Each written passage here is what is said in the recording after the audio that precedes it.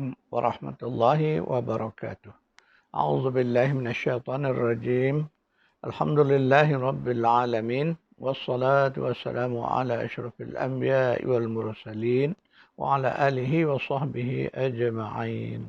اللهم انفعنا بما علمتنا وعلمنا ما ينفعنا وزدنا علما. سبحانك لا علم لنا إلا ما علمتنا إنك أنت العليم الحكيم. Allahumma amin. Alhamdulillah, syukurillah. Kita dapat bertemu lagi bagi meneruskan kuliah tadabbur surah Al-Mulk, surah 67 berdasarkan kepada buku Kerajaan Allah. Tuan-tuan dan puan yang memiliki buku, kuliah kita berada pada halaman 238. Kita masih lagi meneruskan tadabbur ayat 24. Iaitu Allah menyebut bahawa Allah menjadikan manusia ini berkembang biak di bumi dan akhirnya Allah akan kumpulkan mereka semuanya. Jadi ayat ini menceritakan kehidupan kita di dunia dan akhirnya kita akan dikumpulkan. Disebut nanti bahawa kita akan dikumpulkan pada hari perkumpulan. Itu disebut Yaumil Mahsyar. Jadi kita akan dikumpulkan. A'udzu billahi minasyaitonir rajim. فَوَرَبِّكَ لَنَحْشُرَنَّهُمْ وَالشَّيَاطِينَ ثُمَّ لَنُحْضِرَنَّهُمْ حَوْلَ جَهَنَّمَ جِثِيًّا. Oleh itu, demi Rabb engkau, wahai Muhammad, sesungguhnya kami benar-benar akan menghimpunkan mereka yang kafir itu berserta syaitan-syaitan di padang mahsyar. Kemudian kami akan bawa mereka duduk berlutut di sekeliling neraka Jahannam. Surah 19 ayat 68.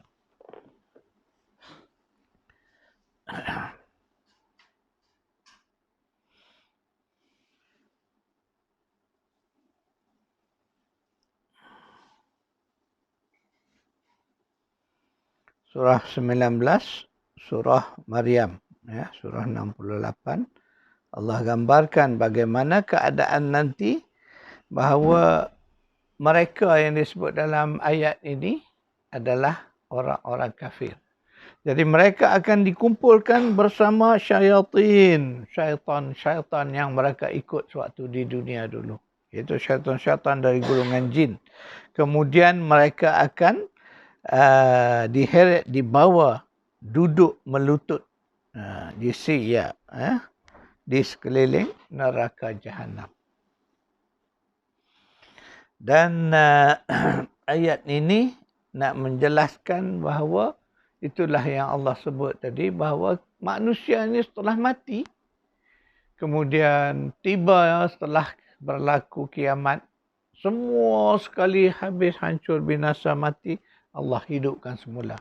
Jadi di saat itulah Allah akan kumpulkan semua manusia dan jin.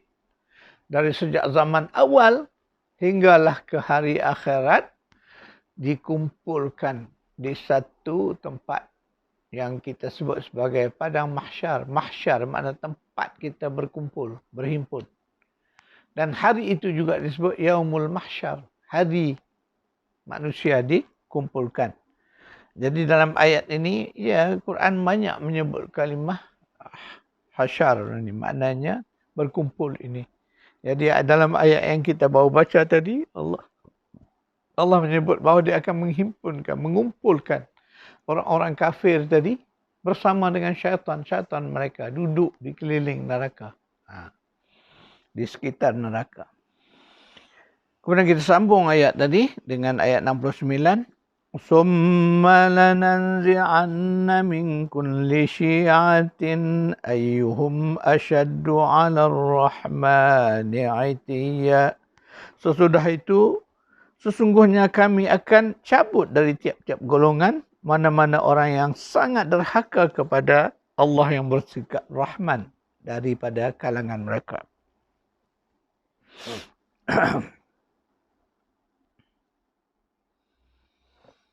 ثم لنحن أعلم بالذين هم أولى بها صليا.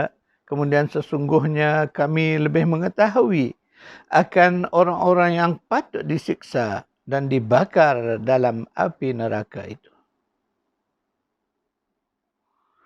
Jadi itulah gambaran bahawa di sana nanti setelah manusia dan jin dikumpulkan sekali, Allah akan menghukum orang-orang yang kafir tadi dengan azab neraka bersama-sama dengan syaitan. Sebab syaitan ini semuanya memang akan dihumban ke dalam neraka. Maka orang-orang kafir ni akan bersama-sama dengan syaitan. Kerana masa mereka hidup di dunia dahulu, mereka mensyirikkan Allah. Mereka mengagung-agungkan syaitan-syaitan yang menyesatkan mereka. Maka pada hari mahsyar ini, mereka akan dibalas oleh Allah. Itulah sebutan yang disebut dalam dua ayat tadi, iaitu ayat 69 dan 70. Pada hari itu, tiada siapa dapat melarikan diri. Semua manusia dan jin akan dikumpulkan di hadapan Allah Rabbul Jalil. A'udzu billahi minasyaitonir rajim. Wa in minkum illa wariduha kana ala rabbika hatman maqdiya. Dan tiada seorang pun di antara kamu melainkan akan sampai kepadanya. Yang demikian itu adalah satu perkara yang mesti berlaku, yang telah ditetapkan oleh Rabbmu. Itu ayat 71. Sambungan daripada 3 ayat yang kita bacakan sebelumnya. Jadi Allah nak menggambarkan bahawa di dalam perhimpunan itu, pada hari mahsyar itu, hari manusia semua dan jin dikumpulkan itu, tak ada siapa pun yang dapat melarikan diri. Bayangkanlah berapa ramai kalau boleh nak larikan diri tak mau dikumpulkan. Kerana mereka sudah mula merasakan azab seksanya. Nak berkumpul itu pun sudah satu seksaan. Ya, apalagilah orang-orang kafir. Ya, mereka melihat azab dah di depan mereka. Jadi bayangkanlah kalau dah Allah sebut mereka dibawa berlutut di keliling neraka, di sekitar neraka. Dalam keadaan melutut. Maknanya bayangkanlah perasaan mereka bagaimana. Ya, dengan perasaan gemetar, takut, terkejut. Berbagai lagi kita tak boleh nak gambarkan situasi itu. Itulah dahsyatnya nanti hari yang disebut sebagai Yaumil Mahsyar. Hari manusia akan dikumpulkan. Tak ada seorang pun yang akan dapat lari. Itulah. Karena hari itu yang berkuasa hanyalah Allah. Kenapa? Dialah Malik Yaumiddin. Dialah yang berkuasa pada hari pembalasan.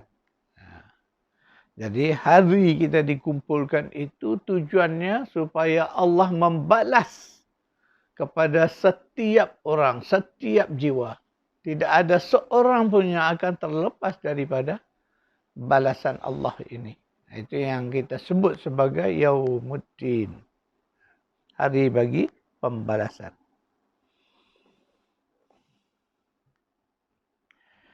Ketika orang-orang kafir dihalau ke neraka, maka Allah menghimpunkan orang-orang yang beriman untuk dibawa ke jannah. A'udzubillahi minasyaitonirrajim. Yawma nahsyurul muttaqina ila ar-rahmani wafda.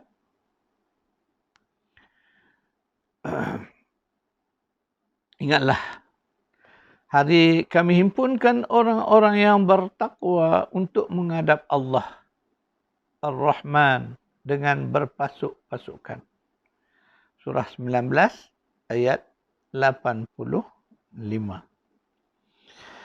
أعوذ بالله من الشيطان الرجيم وسيق الذين اتقوا ربهم إلى الجنة زمرا hatta idza ja'uha wa futihat abwabuha wa qala lahum khazanatuha salamun alaikum tibtum fadkhuluha khalidin.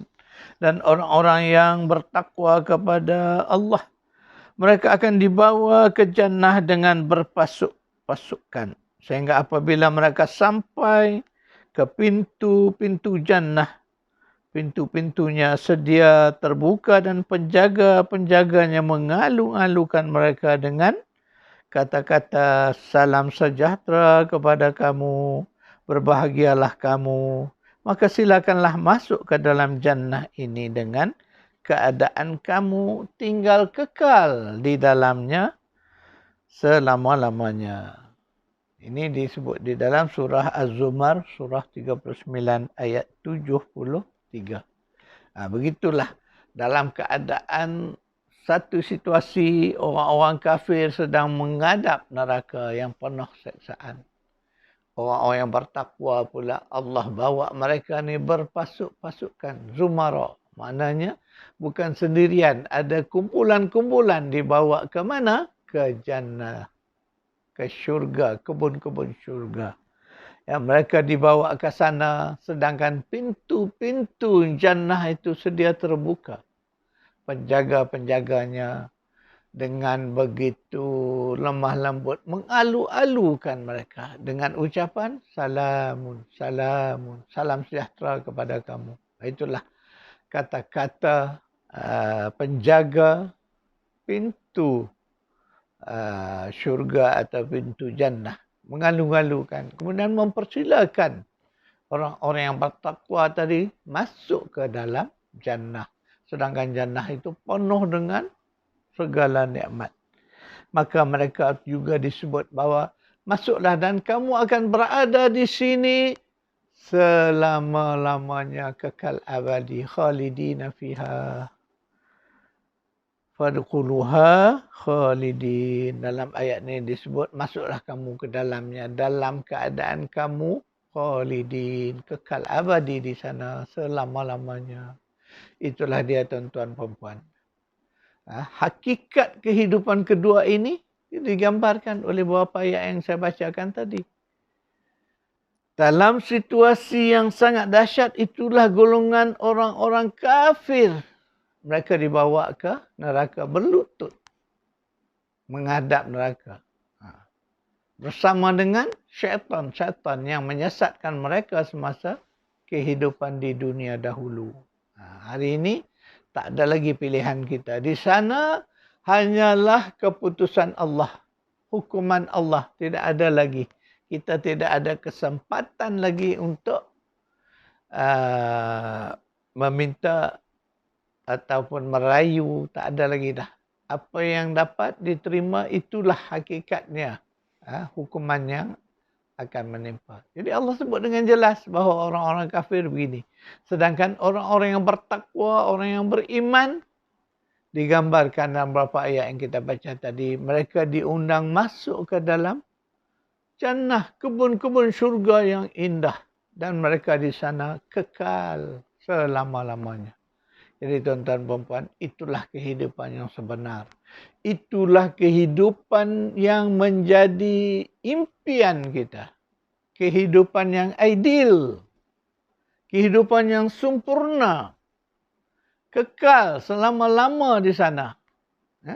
Tidak ada lagi masalah. Tidak ada lagi cabaran. Tidak ada lagi ujian di sana sebagaimana kehidupan kita di dunia hari ini. Karena di sana adalah kalau kita ditakdirkan untuk ke syurga, ke jannah, maka nikmat saja yang ada. Demikianlah juga mereka yang ditakdirkan ke neraka, maka yang ada di sana hanyalah azab sengsara, tak ada yang lain. Dan yang paling kita takut itu ialah situasi bahawa di sana khalidina fiha abada. Kekal selama-lamanya. Itulah kehidupan yang ideal tadi. Jadi tuan-tuan perempuan, Sekadar itu kuliah kita insya-Allah kita akan masuk kepada agenda bertindak daripada beberapa ayat yang kita tadabbur, iaitulah ayat 23 dan 24 surah Al-Mulk ini. Jadi apakah agenda bertindak kita? Pertama, Allah mencipta manusia supaya manusia memperhambakan diri mereka kepada Allah. Inilah prinsip hidup orang-orang beriman, iaitu hidup adalah untuk mengabdi diri kepada Allah Subhanahu wa taala. Yang kedua, manusia adalah makhluk berilmu. Maka Allah jadikan pendengaran, penglihatan dan hati supaya manusia dapat menggunakannya untuk lebih mengenali Allah. Sentiasalah manfaatkan pendengaran, penglihatan dan hati untuk mengabdikan diri kepadanya. Ketiga, bersyukurlah kepada Allah dan tingkatkanlah perasaan syukur itu dari masa ke masa. Tingkatkan ketaatan dan takwa sebagai bukti kesyukuran kepada Allah Subhanahu wa taala. 4, akhirat adalah destinasi orang-orang beriman. Di sanalah terdapat kehidupan kedua yang merupakan kehidupan sebenarnya kerana sifatnya kekal abadi selama-lamanya. Kelima, tingkatkan keimanan kepada akhirat, iaitu hari di mana semua manusia termasuk jin akan dikumpulkan di hadapan Allah dan beramallah dengan amal kebaikan sebagai persediaan menghadapi hari perhimpunan itu. Terus yang keenam, terus jadikan syurga sebagai matlamat perjuangan dalam kehidupan pertama di dunia ini. Beramal dan bersungguh-sungguh dalam beramal, iaitulah jihad, agar di akhirat nanti jannah dapat kita nikmati. Ya, sekadar itu dulu tuan-tuan dan puan. InsyaAllah kita akan bertemu lagi pada kuliah yang akan datang. A'udzubillahi minasyaitonirrajim. Allahumma rabbana atina fid dunya hasanah wa fil akhirati hasanatan wa qina adzaban nar. Sallallahu ala Muhammad wa ala ali Muhammad walhamdulillahi rabbil alamin.